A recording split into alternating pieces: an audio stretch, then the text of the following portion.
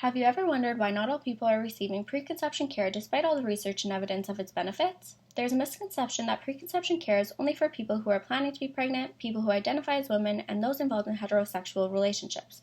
However, everyone at reproductive age should be engaging in conversations regarding reproductive life planning to promote their overall health and well-being.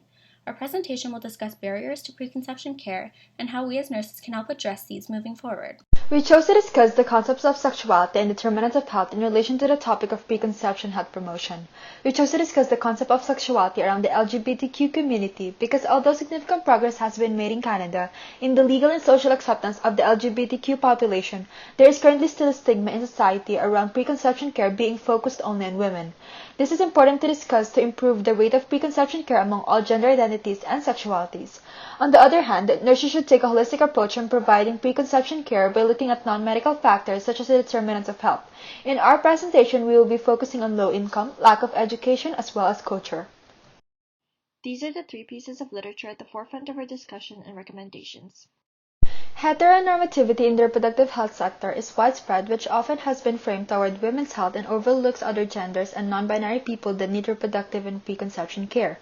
Some barriers that LGBTQ individuals are facing include stereotypes, assumptions, and discrimination towards their gender identity and sexual orientation. Studies found that some clients hid their LGBTQ identity from their healthcare providers as a coping strategy to distance themselves from their provider and avoid discrimination. This research was done on clients receiving care. So imagine the amount of people that don't acquire care due to fear of discrimination and prejudice based on their sexual identity. If people feel uncomfortable disclosing information and concerns due to the fear of judgment, they will not seek out and receive preconception care, which can lead to worse reproductive outcomes. In addition, some members of this community need special considerations when it comes to reproductive health because some may be facing unique fertility issues. With this said, members of this community require care that is congruent with the person's anatomy and respectful of their gender identity, which can overcome the barriers stated earlier. Furthermore, we came across a gap in literature regarding LGBTQ preconception care, as most of the articles we found focus on the women gender. Low income and poverty is one of the strongest determinants of health as it has been shown to have significant poor impacts on both the birthing person and infant. People of reproductive age living in poverty are less likely to seek out preconception care. This can lead to decreased health promotion since people with uteruses wishing to get pregnant will not receive the necessary prenatal vitamins or the proper education on reproductive health. Low income is strongly correlated to low education level and relates to a decreased occurrence of preconception care. Low education level puts the person at risk of not understanding or being aware of the importance of preconception care as well as when and where to receive the care.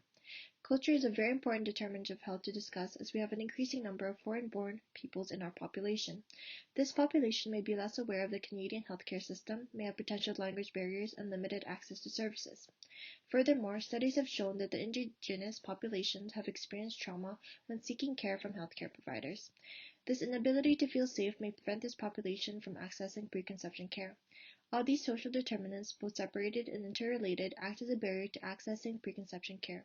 It is important as healthcare providers to recognize these barriers in order to identify the clients at risk and help them overcome these social determinants.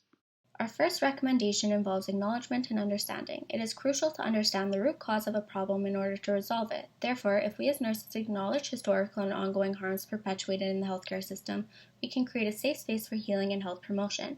Further, this will lead to less re-traumatization for certain cultures and communities when accessing preconception care. Our second recommendation is to create a non-judgmental and inclusive environment for all genders. This includes communicating by using gender-inclusive language and terms, for example, asking their preferred pronouns. By asking their preferred pronouns and not making assumptions about their sexual orientation or gender identity, we put our clients in a position of power, allowing them to define what safe care looks like. This will create an environment that is safe and welcoming to all, which leads to a higher occurrence of preconception care.